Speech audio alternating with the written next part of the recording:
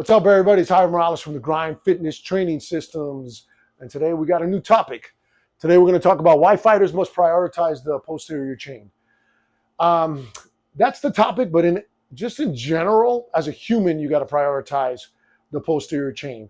The only difference between the average individual that goes to the gym and a combat sport athlete is that a combat sport athlete, the sport itself focuses on a lot of anterior movement.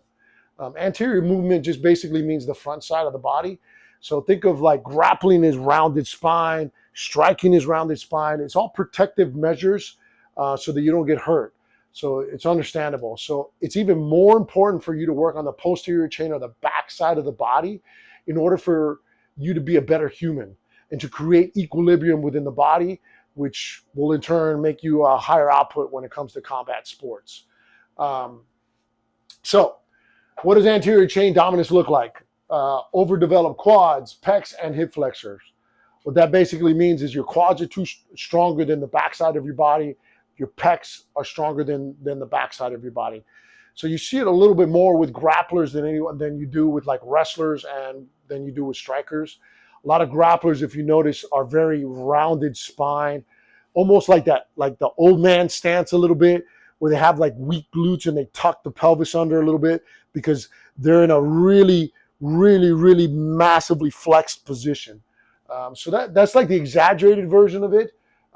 But you kind of see it with almost every single combat athlete to some degree.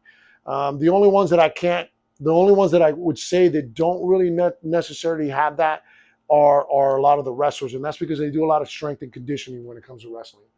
Why the posterior chain matters. So your glutes, your hamstrings, and your spinal stabilizers, first they restore alignment.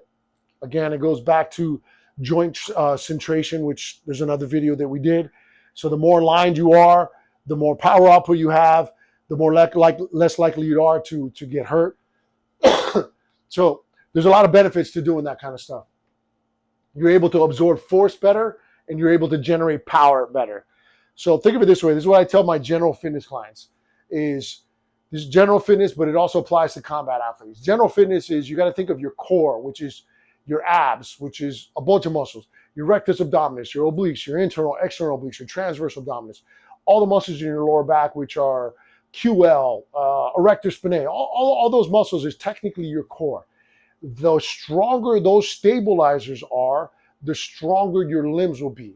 So think of your core as the stabilizer or the foundation for you to be able to move the generated force of your limbs, okay?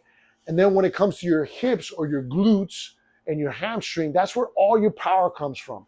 You want to take a shot from the hips. You want to run from the hips. You want to strike from the hips. It all comes from the hips. So working the posterior chain is not only going to restore the alignment, but you're going to be able to absorb force and generate more power.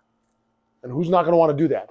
So what I tell general fitness people, excuse me, what I tell general fitness people is that it should be a 2-to-1 ratio when it comes to lifting.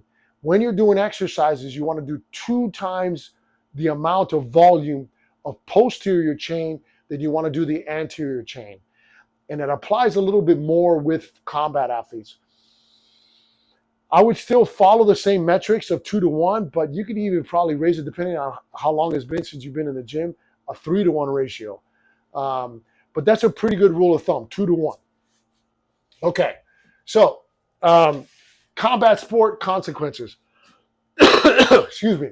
So poor hip control equals sloppy shots. Nobody wants that. Weak hamstrings equals injury risk. Again, no one wants that. Lack of the back chain tension.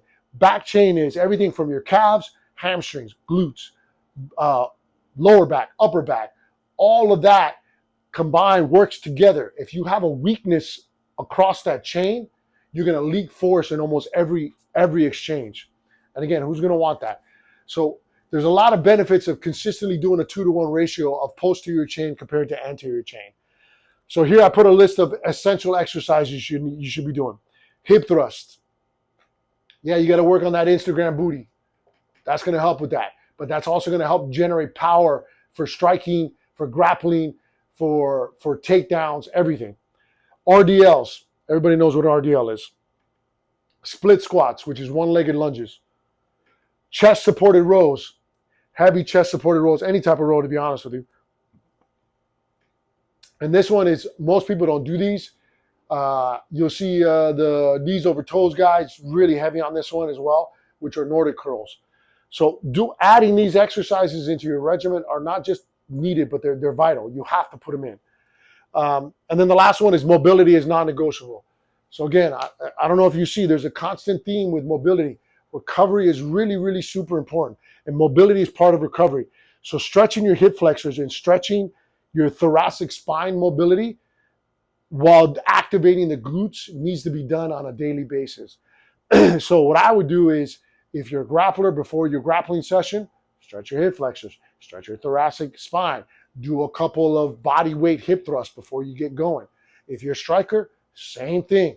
This is something that needs to be done. It's a volume. When it comes to this type of mobility stuff, it's a high volume rate. So every session you should be doing just a little bit of hip flexor stretching, a little bit of thoracic mobility, and then activating the glutes, single leg glute bridge, both leg glute bridge, open knee glute bridge, any type of variation where you're constantly communicating to that backside of your body to turn on and stretch the sections that normally be tight. And that's pretty much it, guys. Thanks for watching. If there's any questions, concerns, please DM me down below, comment, and if not, I'll see you in the next episode.